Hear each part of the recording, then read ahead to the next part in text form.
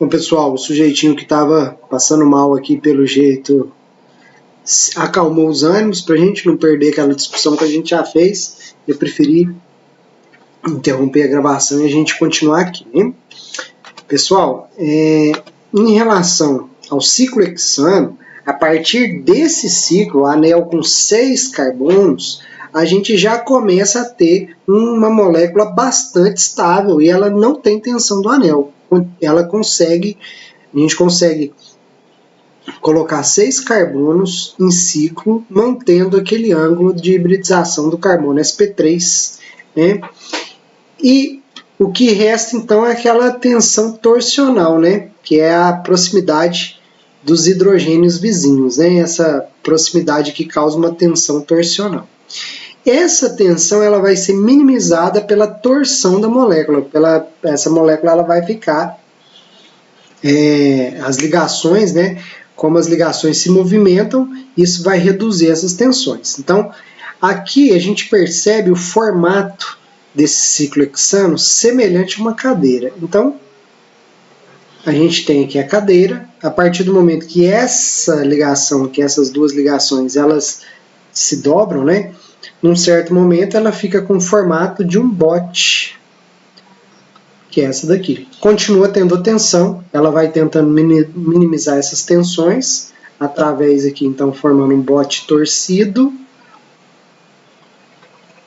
E por fim ela alterna, né? Então a cadeira, a posição mais estável que tem a cadeira, ela fica mais nessa forma e nessa.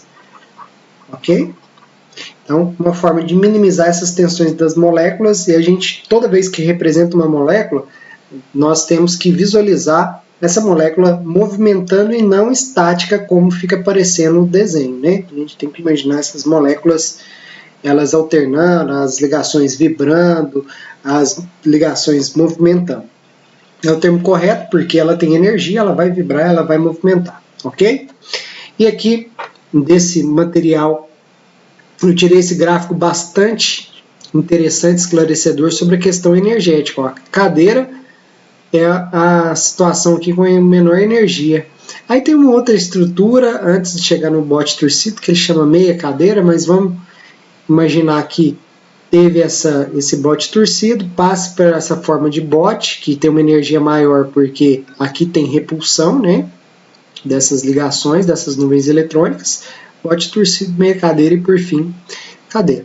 Por que eu estou falando tudo isso? Justamente para vocês não terem o mau hábito de visualizar uma molécula e imaginar que essa molécula ela é estática, né? Esses desenhos que a gente faz é só um modelinho para representar como que uma forma mais fácil de representar essas moléculas, né?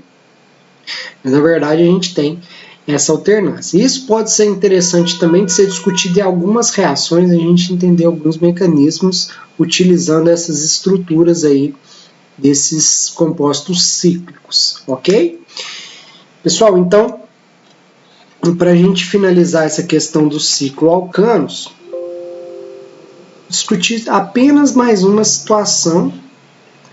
Eu esqueci só de falar aqui dessa questão, né, entre as duas formas aqui da cadeira, né, as posições da ligação. A posição que fica fora do plano do ciclo, por exemplo, o ciclo está aqui nesses planos aqui, né, e fica uma ligação para fora, são as posições axiais. Então vocês notem aí que essas posições axiais fica aqui, ó, dessa forma aqui, ó, 3 para um lado, 3 para o outro, né? 3 aqui para cima, 3 para baixo.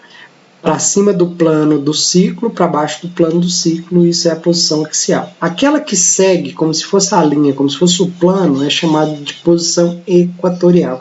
Às vezes vocês podem falar assim, a ligação na posição axial, no ciclo hexano, na posição equatorial. Ok? Então a gente tem posições axiais e as demais posições equatoriais. Certo? Então é isso, tá?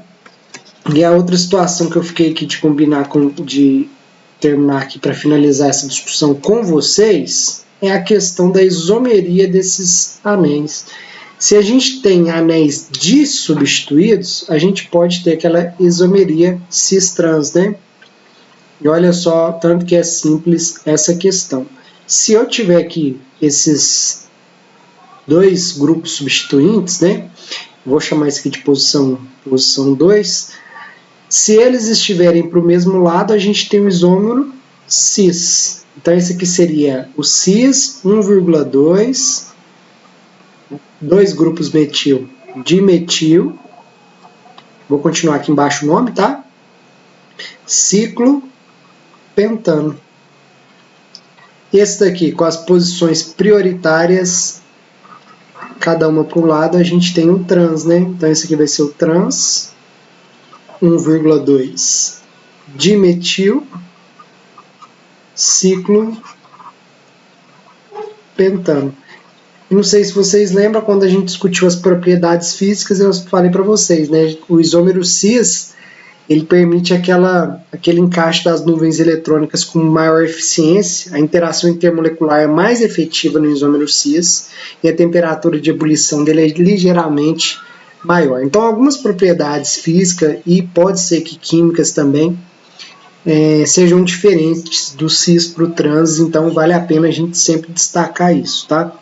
Essa isomeria cis-trans a gente vai discutir ela melhor quando nós estivermos estudando os compostos, os hidrocarbonetos insaturados, certo? Gente, muito obrigado, valeu demais, vai ficar uma atividade aí para validar a presença, uma atividade bastante simples, tá joia? Valeu demais e até a próxima aula.